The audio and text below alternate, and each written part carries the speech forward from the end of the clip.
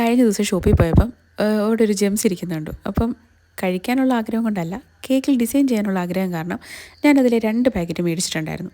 ആ പാക്കറ്റ് മേടിച്ചുകൊണ്ട് വന്ന് വീട്ടിൽ കൊണ്ടുവന്നപ്പോഴത്തേന് അതിൽ ഒരെണ്ണം കാണുന്നില്ല. അത് ഇവിടുത്തെ കുഞ്ഞാളെടുത്തതാട്ടോ.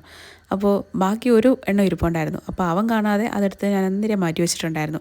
അപ്പോൾ അത് വെച്ചിട്ടാട്ടോ ഈ ഒരു കേക്ക് ഡിസൈൻ ചെയ്തത്.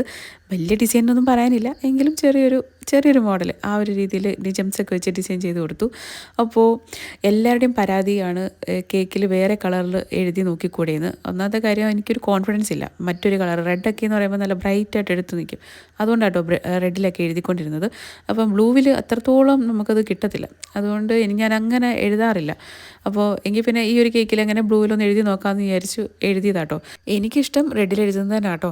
അപ്പം ബ്ലൂവിൽ എഴുതിയത് എങ്ങനെയുണ്ടെന്നുള്ളത് പറയണം കേട്ടോ. നിങ്ങൾ എന്തായാലും കമൻറ്റിൽ പറഞ്ഞോ. അപ്പോൾ നമുക്ക് ഓക്കെ ആണെങ്കിൽ നമ്മളത് സ്വീകരിക്കും. അപ്പം കേക്കിന് എനിക്ക് ഓർഡർ തന്നത് വിധി ചേച്ചിയായിരുന്നു കേട്ടോ.